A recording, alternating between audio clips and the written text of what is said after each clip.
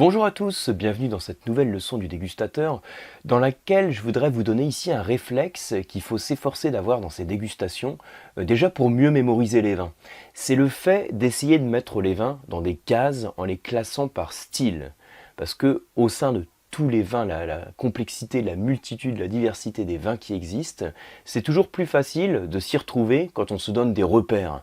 Et un des premiers repères à avoir, c'est le fait de mettre des vins dans des cases, donc en l'occurrence dans des styles. Alors vous allez voir, je vais vous l'expliquer en quelques minutes, finalement le concept est assez simple à comprendre. Vous avez des grands types de vins. Le vin il peut être rouge, il peut être rosé, il peut être blanc, puis à la rigueur on peut avoir d'autres types, par exemple les vins doux. Je vais vous revenir sur les types juste après. Mais pour l'instant, vous voyez, c'est-à-dire que même sans déguster le vin, même sans leçon du dégustateur, vous connaissez déjà le type des vins que vous dégustez. C'est rouge, c'est rosé, c'est blanc, déjà, pour faire simple. Et puis ensuite, au sein de ces types de vins, au moment de déguster le vin, vous avez des sensations différentes que vous allez percevoir.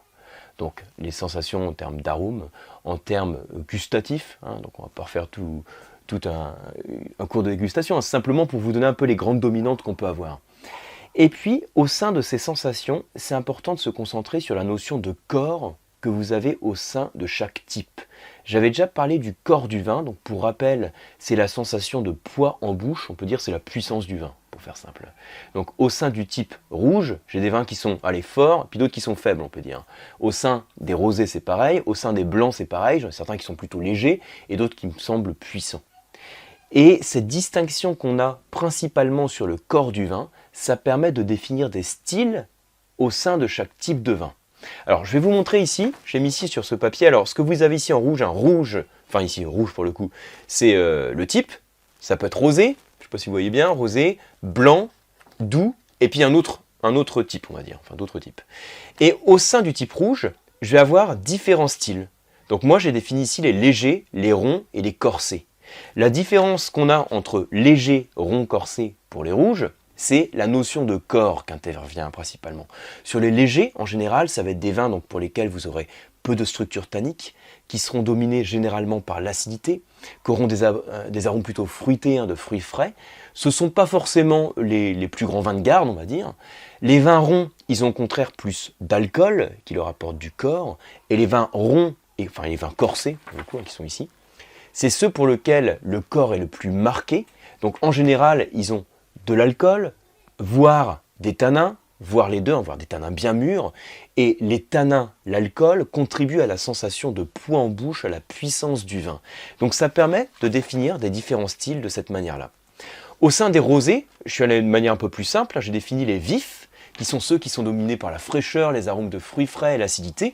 Et les ronds, qui sont, vous avez compris le jeu, qui sont ceux qui sont les plus puissants, les plus forts, généralement des rosés de saignée, donc qui vont être aussi un petit peu plus foncés quand vous allez les observer, et même parfois vous allez peut-être trouver quelques petits tanins à la langue qui va légèrement, on va dire, accrocher au palais.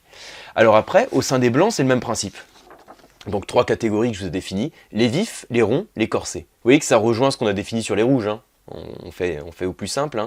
Donc là, j'ai défini, au lieu de dire des blancs légers, on aurait pu dire blanc léger, j'ai mis le terme blanc vif. Le terme vif fait référence à l'acidité.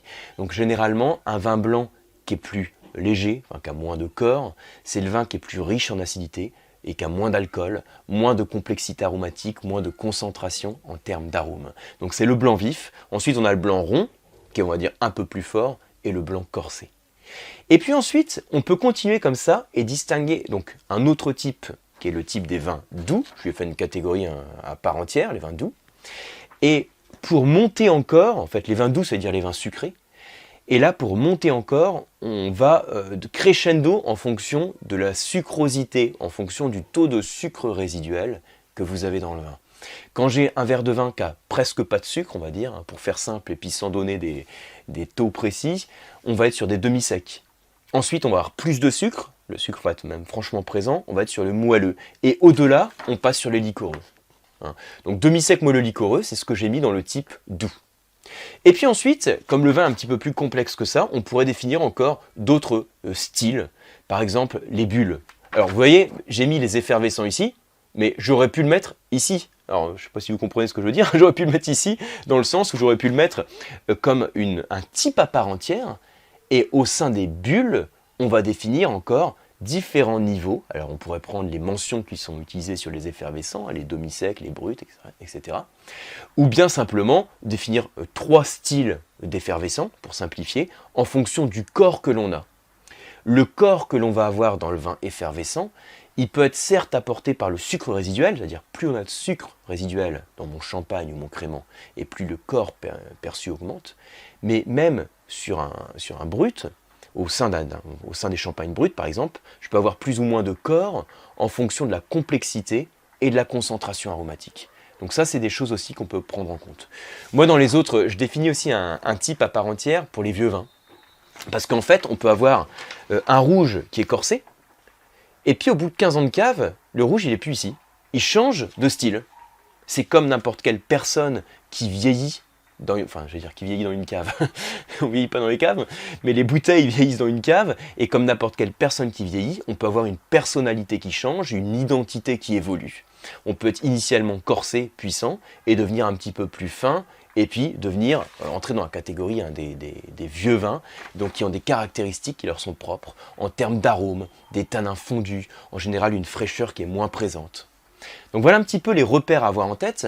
Alors, le réflexe qu'on peut avoir maintenant dans les dégustations, c'est à chaque fois que vous dégustez un verre de vin, obligez-vous à savoir à quel style de vin on a affaire.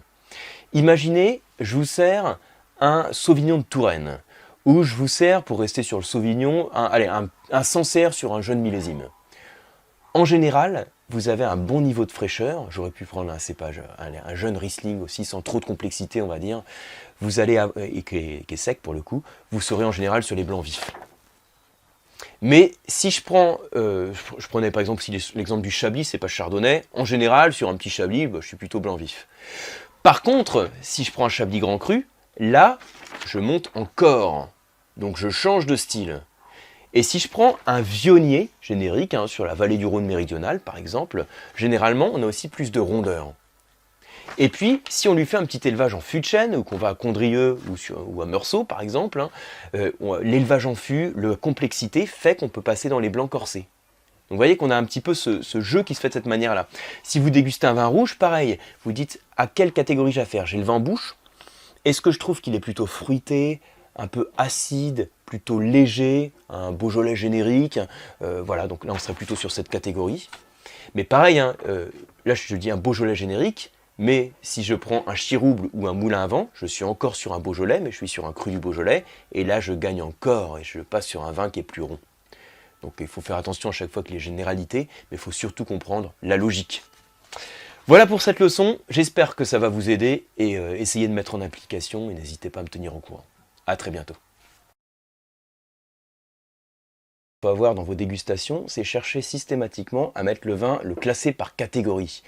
Le fait de le classer par catégorie, c'est ce qui vous permet aussi dans vos dégustations ensuite, de déguster le vin, de savoir à quelle catégorie il appartenait. Style, moi, la manière dont je raisonne, je commence par définir des grandes catégories de vins. Par exemple, on a les rouges, facile ça, on a les blancs, on a les rosés. Et puis on pourrait définir aussi les vins sucrés. Les rouges, les blancs, les rosés, les vins sucrés. Gustateur, ça vous pouvez le faire. Il suffit d'observer le vin et vous savez déjà dans quelle catégorie il va.